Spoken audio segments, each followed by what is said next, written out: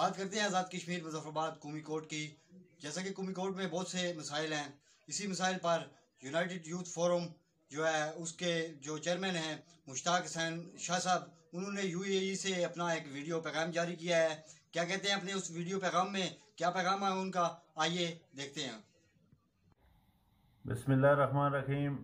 السلام علیکم، کیا حال چال ہے دوستو؟ خیریت ہے؟ امید کرتا ہوں تمام دوست بالکل خیر خیریت سے ہوں گے۔ میں Mushtaq Hussain, chairman of united youth forum, آپ سے بات کر رہا ہوں۔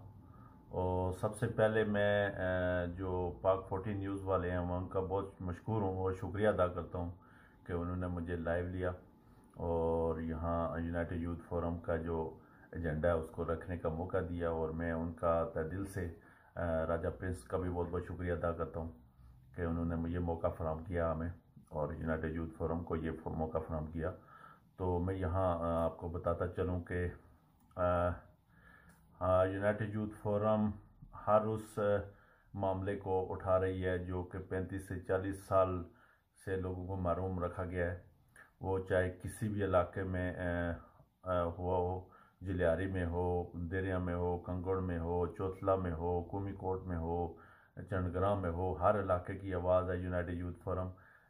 ہم کسی ایک علاقے کے لیے آواز نہیں بلند کر رہے، ہم ہر علاقے کے لیے آواز بلند کر رہے ہیں یونائٹڈ یوتھ فورم والے جو نوجوان ہیں۔ اور الحمدللہ اس وقت یونائٹڈ یوتھ فورم جو ہے اس کی 9 یونٹیں جو ہے وہ کمپلیٹ ہیں، اور ہمارے ساتھ بہت بڑی تعداد میں عوام بھی ہمیں سپورٹ کر رہے ہیں، جو گرانٹ کے اوپر وہ چاہے بزرگ ہوں، بچے ہوں، خواتین ہوں، ہر قسم کی سپورٹ یونائٹڈ یوتھ فورم کو جو ہے وہ مل رہی ہے، گرانٹ کے اوپر مل رہی ہے۔ تو یہ چیزیں دوستوں کہ میں پھر سے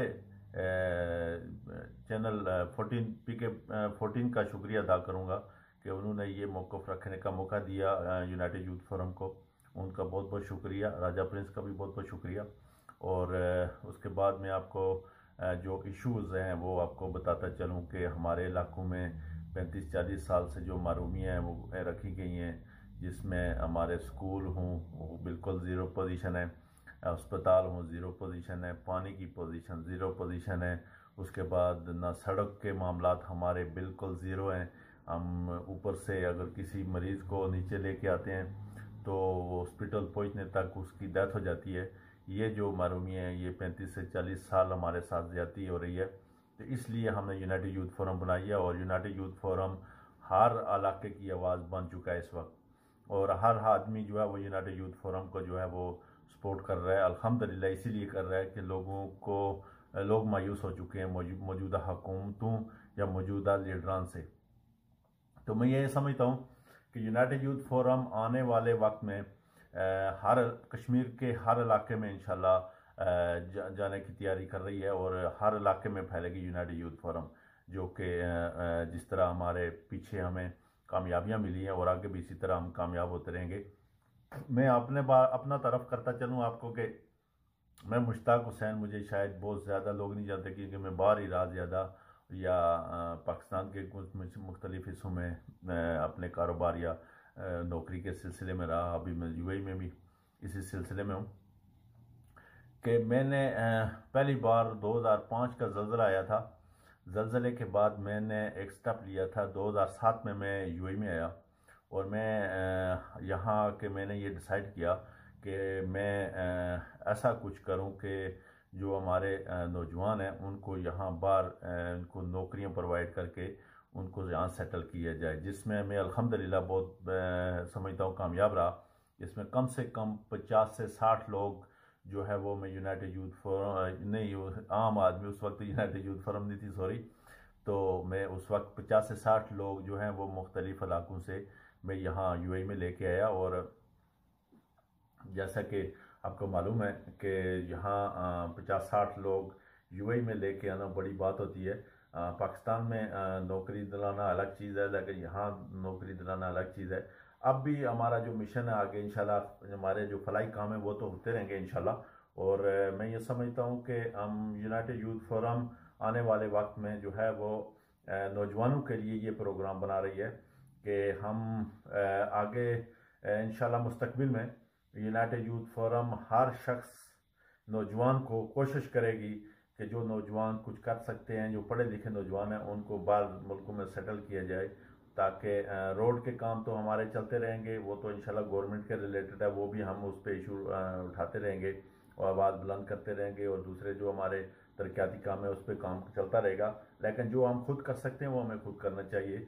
मैं ये समझता हूँ कि हमें नौजवानों को बाहर नौकरी के यहाँ सेटल करना चाहिए, ताकि हमारे इलाके तरक्की कर सकें, हमारे इलाके में पैसा आएगा तो लोग अपने पाँव पर खड़े हो सकते हैं। ये मेरे ख्याल से हमें ये स्टेप उठाने की बहुत सख्त ज़रूरत है। और आने वाले वक्त में अब जैसे ही वीज़े वगैरह खुलते हैं तो मेरा जो अगला मिशन है वो यही है इंशाल्लाह, कि मैं नौजवानों को यहाँ यूएई में सेटल करूँ, कुछ सऊदी अरब में भी सेटल करते हैं, कुछ और जिस ममालिक में कोई जा सकता है तो ऐसे उन लोगों को मदद करेंगे इंशाल्लाह।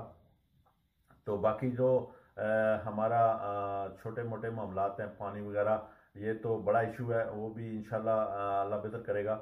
हमारी बातचीत जो चल रही है उस पर हो जाएगी, सड़क के ऊपर भी बातचीत चल रही है, तो ये गवर्नमेंट रिलेटेड काम है, वो भी इंशाल्लाह होते रहेंगे और हम इलाके के लिए आवाज़ बुलंद करते रहेंगे। यूनाइटेड यूथ फोरम अपनी आवाम की आवाज़ उठाना अपना फ़र्ज समझती है, और हर फोरम पे मैं यहाँ आवाम को ये बताना चाहता हूँ कि हम हर फोरम के ऊपर जो है आवाम की आवाज़ बुलंद करते रहेंगे, जब तक कि हमारे इलाके तरक्की नहीं करते, हमारे इलाकों में तमाम सहूलियात मैसर नहीं हो जाती, हम चैन से नहीं बैठेंगे। ये मेरा आवाम से वादा है।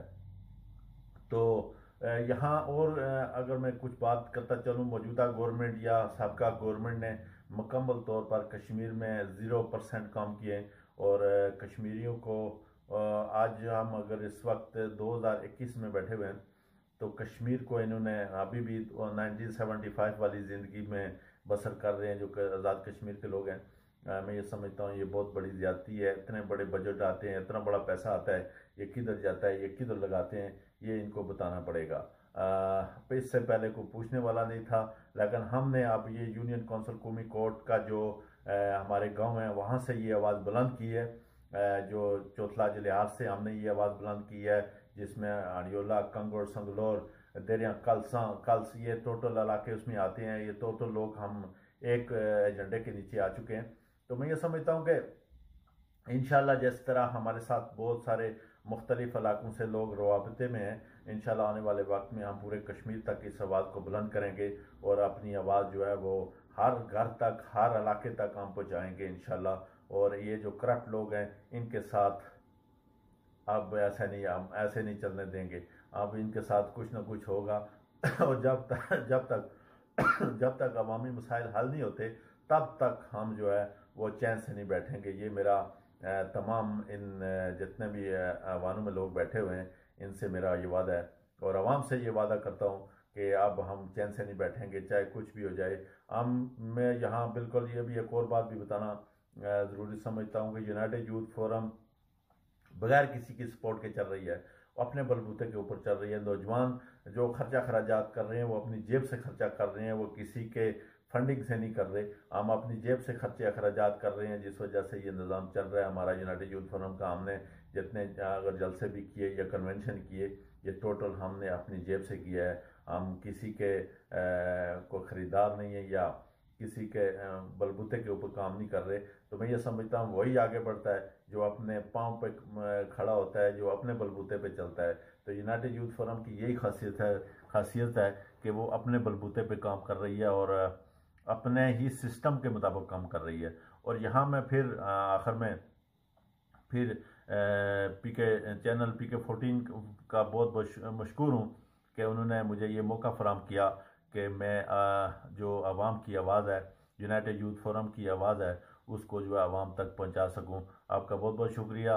दुआ में ज़रूर याद रखिएगा। और तमाम जितने भी लोग मुझे देख रहे हैं तो उनको इंशाल्लाह मैं दावत देता हूँ यूनाइटेड यूथ फोरम ज्वाइन करें। इंशाल्लाह हम इन करप्ट लोगों की ईंट से ईंट बुझा देंगे इंशाल्लाह। इसी के साथ मुझे इजाज़त दें।